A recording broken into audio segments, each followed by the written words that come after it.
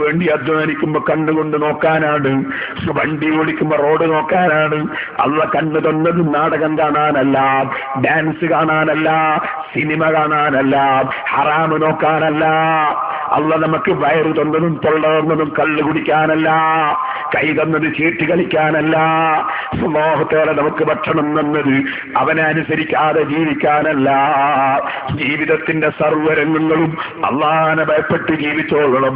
ഉമ്മമാരെ കൃത്യമായി നിസ്കരിക്കണം. നമ്മൾ ബഡ്ഡിക്കാരാകരുത്, പലിശക്കാരാകരുത്. അതുപോലെ തന്നെ ഗീബത്തും നമീമത്തും ഫിത്നയും ഫസാദും പറയുന്നവരാകരുത്.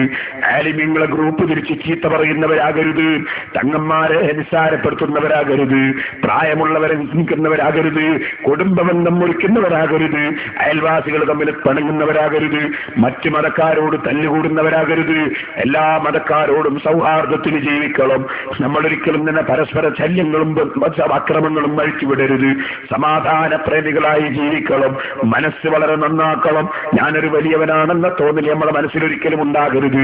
ആരോടും നമുക്ക് അസൂയ തോന്നരുത്. അസൂയ എന്ന് പറയുന്നത് വല്ലാത്തൊരു രോഗമാണ്. ആരോടും നമുക്ക് അസൂയ തോന്നരുത്.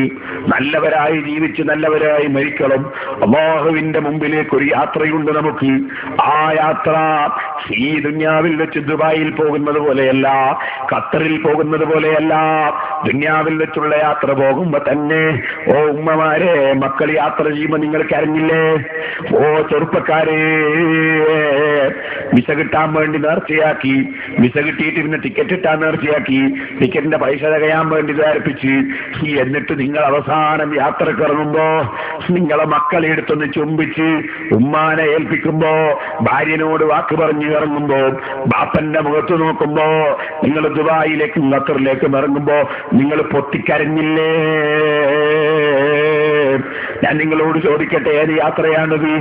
ആ യാത്രക്കിടയിൽ എയർപോർട്ട് വരെ നമ്മളെ ഫോൺ ഇങ്ങനെ വർക്ക് ചെയ്യുന്നുണ്ട്. വീടുമായി നമുക്കിങ്ങനെ നിരന്തരം ബന്ധപ്പെടാൻ കഴിയുന്നുണ്ട്. ടെലിഫോൺ കയ്യിലുണ്ട്, മൊബൈൽ ഫോണുണ്ട്. പ്ലെയിനിൽ കയറിയിരുന്നതിന്റെ ശേഷവും ഞാൻ കയറിയിരുന്നു എന്ന് വീട്ടിൽ വിളിച്ച് പറയുന്നുണ്ട്. പ്ലെയിനിൽ പോയി ഇറങ്ങിയ ഉടനെ തന്നെ ഞാൻ എവിടെ എത്തി എന്ന് പറയുന്നുണ്ട്. അവിടെ സ്വീകരിക്കാൻ ആളുണ്ട്, റൂം തരാൻ ആളുണ്ട്, ജോലി തരാൻ ആളുണ്ട്, വലിയ ശമ്പളം കിട്ടുന്നുണ്ട്, നല്ല ഭക്ഷണം കിട്ടുന്നുണ്ട്.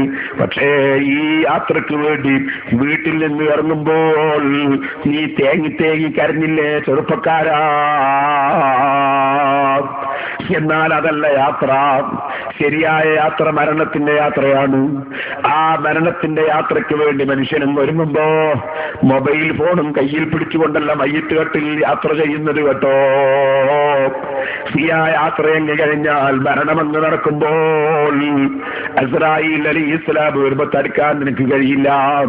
ആത്മാവിനെ പിടിച്ചെടുക്കുമ്പോൾ നിനക്കൊന്നും ചെയ്യാൻ സാധ്യമല്ല, എനിക്കും ഒന്നും ചെയ്യാൻ സാധ്യമല്ല.